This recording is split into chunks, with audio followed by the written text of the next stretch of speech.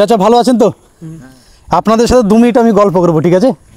অনেক দূর থেকে এসেছি, এই ভি পয়েন্ট আমার এটা দেখতে এলাম আর কি। আচ্ছা, এই নদীটা কি নদী? এটা পদ্মা নদী। পদ্মা নদী এটা। আর যেটা জলঙ্গি নদী বলছো ওটা কোনটা হয়ে যাবে? ওই একই নদী, এইটাই জলঙ্গি চলে যাবে। এটাই সামনে গিয়ে জলঙ্গির দিকে ঢুকছে নদীটা। আর মূল পদ্মা বাংলাদেশে কোলে। আর এখন যেখানে আছে এই গ্রামটার নাম কি? এটা বামনাবাদ। এদিকে আসো, মুকুল এদিকে আসো। নতুন বামনাবাদ, পুরনো বামনাবাদ ওদিকে আছে। পুরনো মানে দুটো বামনাবাদ ছিল। আক্কার বামনাবাদটা নিচে ওই যে ওখানে ছিল খাসের মাঠে। আগে বলতে ওই 0 পয়েন্টে পাঠাল ছিল পুলিশ, ওইখানে ছিল 0 পয়েন্টের আশেপাশে নদীর ওই পারে বামনাবাদ, পুরনো বামনাবাদ। আর এটা হলো নতুন বামনাবাদ, এখন যেখানে দাঁড়িয়েছে এটা নতুন। এটা হ্যাঁ। আচ্ছা, পুরনো বামনাবাদ যেটা আছে তখন কি এখন বাড়ি ঘর আছে? না নাই, কিছু নাই। আগে বাড়ি ছিল? আগে বহুকালে বাড়ি আগে ছিল। তো সেই বাড়ি ঘর কি হয়েছে? ও ভাঙনে, পদ্মার ভাঙনে উঠে গিয়ে এখন সব এই নতুন বামনাবাদ, এই যে এদিকে যে গ্রামটা তৈরি হয়েছে এখানে সব বসবাস করছে আর কি। আগে মাঝে কিছুদিন ওই গরু মোষ পুষতো, বাথান ছিল, সব এসব গলা সব বেছে তুলি দিয়েছে। আচ্ছা, ওই এটা মানে একদম রেড জোন এরিয়া, একদম ভারতের শেষ গ্রাম, শেষ স্থান এগুলো, কিন্তু এরিয়া আরো অনেক যাবে। আমাদের 0 পয়েন্ট আছে। ওই যে বললাম না পুরনো বামনাবাদ, এই খাসের মাঠ বলছে এখন বর্তমানে। এটা এই নদী ছেড়ে এখনো 2 নদী বাদ দিয়ে যেতে হবে বাংলাদেশ। 3 নদীর পরে বাংলাদেশ পড়বে। মানে বসবাসের এটাই বামনাবাদ নতুন। এটা এখানে যেখানে দাঁড়িয়ে আছি লাস্ট গ্রাম, বসবাস হিসাবে লাস্ট গ্রাম এটাই।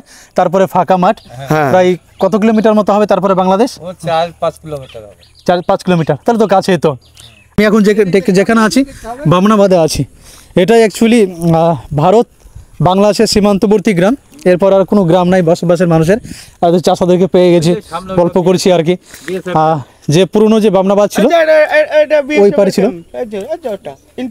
ক্যাম্প, ওটা না?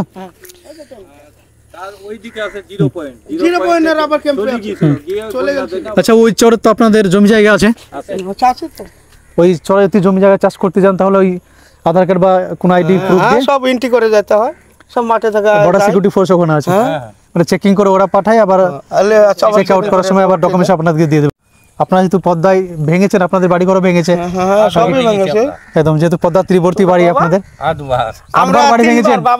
তাহলে এই চাচাকে একটু ধরো, ওখান থেকে ধরো একটু। আর আপনার যেহেতু 8 বার বাড়ি ভেঙেছে, এর থেকে দুঃখের মানে কষ্টের কাহিনী কিছু হয় না। তখন আমাদের পেটে ভাত জুটেনি, ওই মাধ্যমিক পাস করেছি, গমের দলীয় পাইনি তখন, এমন দিন গিয়েছে আমাদের। মাধ্যমিক পাস কত সালে করেছিলেন আপনি? 81 সালে। 81 সালে। আর 83 সাল থেকে ব্যবসা শুরু করেছি। 8 বার বাড়ি ভেঙেছে মানে ওই বামনা পরে পুরনো বামনাবাদ যেটা আমাদের বাড়ি ছিল ওই আরাজি শিবনগর মোজা, এইদিকে শিবনগর মোজা। এদিকে আর কি গ্রাম আছে? আরাজি শিবনগর, হ্যাঁ, ওইটা দিয়ে কাকমারির দিকে ওদিক দিয়ে ভাঙতে এখন বাউনাদের পৌঁছেছি। আগে এই চড়াই বাড়ি ছিল আপনাদের? একদম শেষ সীমানায় বাড়ি, এই যে এখানে ভিটা। আপনার ভিটে? হ্যাঁ, আমাদের ভিটা। পত্রিক ভিটে? হ্যাঁ, পত্রিক ভিটে ছিল এখানে। হ্যাঁ, এখানে টিকটিপাড়া বলতো আগে। এখন তো সবই অতীত। আর যত দিন যাবে আরো ভবিষ্যতে কি হবে। তো অ্যাকচুয়ালি যারা পদ্মা তীরবর্তী এলাকায় যারা বাস করে তারা জানে কষ্টের কাহিনী, কতটা কষ্টের মধ্যে বাস করতে হয়।